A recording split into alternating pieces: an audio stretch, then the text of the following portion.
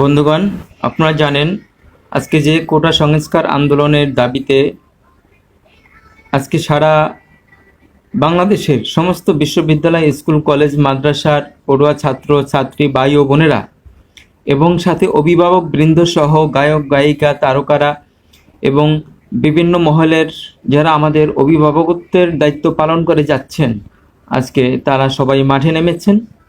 এই আন্দোলন আজকের আন্দোলন নয়, এই আন্দোলন আমরা শুরু করেছিলাম 2018 সালে। তো সেই 18 সাল থেকে আন্দোলন শুরু করেও কিন্তু আমরা সেই সফলতা অর্জন করতে পারিনি এখন পর্যন্ত। এই বেঈমান সরকার বারবার আমাদেরকে সান্ত্বনা দিয়েছেন, আমাদেরকে জুলুম করেছেন, নির্যাতন করেছেন, খুন করেছেন, তারপরেও তার এই দাবি মানতে সে রাজি না। আসলে যদি আমরা সবাই একটু বিবেচনা করি, এই দাবি মানতে তার সমস্যা কোথায়? সমস্যা কি? সে দেশের রাজা, সে দেশের প্রধানমন্ত্রী, সে জনগণের দাবি মেনে নেবে। জনগণ যৌক্তিক দাবি নিয়ে মাঠে আন্দোলন করতেছে। মনে হচ্ছে যে এদেশের জনগণ,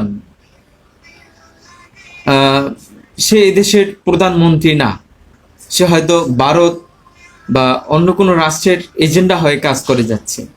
আসলে সত্যিকার অর্থে সে যদি এদেশের প্রধানমন্ত্রী হতেন বা এদেশের মানুষের চিন্তা করতেন, তাহলে এদেশের মানুষের যৌক্তিক যে আন্দোলন বা যে দাবি ছিল, সেই দাবিতে সে একাত্মতা ঘোষণা করত এবং মেনে নিত। আর দেখেন, যারা আন্দোলনে মাঠে নেমেছে তাদের বয়স কত?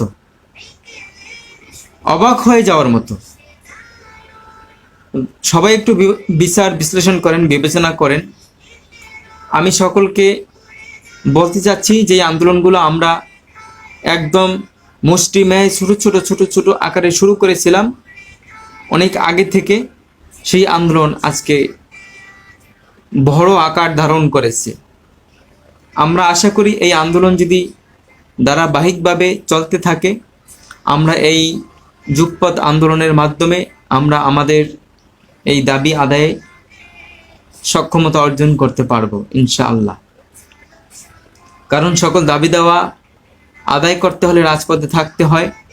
আপনারা জানেন, এই স্বৈরাচারী শেখ হাসিনাও জানেন যে বাংলাদেশ স্বাধীন হয়েছে মানুষের রক্ত দিয়া, জীবন দিয়া। তাই স্বৈরাচারী হাসিনাও এই আইন পাশ করুক আর না করুক, যেই সরকারই করবে, আমরা জনগণ জানি যে আমাদের অধিকার পাইতে হলে আমাদের মুক্তিযুদ্ধ এবং ভাষা শহীদদের মতো আমাদের জীবন দিতে হবে। আমরা জীবন দিয়ে যাচ্ছি, আমরা নির্যাতিত হচ্ছি, লাঞ্ছিত হচ্ছি, অপমানিত হচ্ছি, অপদস্থ হচ্ছি। আমরা বাড়িঘর ছেড়েছি, ব্যবসা বাণিজ্য, চাকরি ছেড়েছি, সব ছেড়েছি। আমরা তারপরে আমাদের এই অধিকার আদায়ে সোচ্চার আছি এবং সোচ্চার হয়ে আমরা আন্দোলন চালিয়ে যাচ্ছি। ইনশাআল্লাহ আমাদের এই আন্দোলনকে কেহ দমাতে পারবে না। আর বর্তমান এই আন্দোলনে যারা সমন্বয়ক হিসেবে কাজ করতেছেন, তাদেরকে অস্ত্র ঠেকিয়ে যেভাবে আন্দোলন প্রত্যাহার করতে বলা হচ্ছে, এটা মানবাধিকার একটা অপরাধ। তারা এই দায়িত্ব থেকে কিভাবে তাদের ওই দায়িত্ব পালন করার মধ্য দিয়ে কিভাবে ছাত্রদেরকে অস্ত্র ঠেকিয়ে আন্দোলন, যৌক্তিক আন্দোলন বন্ধ করতে বলে, এটা একটা দেশদ্রোহী তারা সিদ্ধান্ত নিয়েছে এবং মানবতা বিরোধী একটা সিদ্ধান্ত নিয়েছে, আইন পরিপন্থী একটা সিদ্ধান্ত নিয়েছে।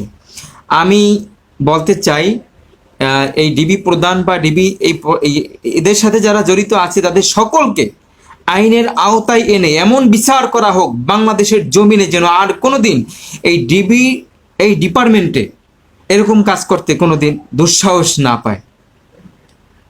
আর সকল ছাত্র ভাই ও বোনেরা, আপনারা ভয় পাবেন না। আর অভিভাবকদেরকে বলবো, যদি আপনারা আরো সচেতন হতেন, এই সন্তানদের বুক জড়তে হতো না, জীবন দিতে হতো না, এত রক্ত জড়তে হতো না। যদি আজকে আমরা সবাই সজ্ঞানী হতাম, আজকে আমরা সবাই প্রতিবাদী হতাম, আজকে ঘরে বসে না থেকে যদি আমরা সবাই একাত্মতা ঘোষণা করে এই দাবি আন্দোলনের সাথে একমত পোষণ করতাম, তাহলে এত দূর আমাদের ক্ষয়ক্ষতির শিকার হতে হতো না, এত ভাইদের প্রাণ হারাতে হতো না। সকলকে ধন্যবাদ জানাই। সুস্থ থাকবেন, সতর্কতা অবলম্বন করবেন এবং পেটুয়া বাহিনী থেকে সাবধানতা অবলম্বন করবেন।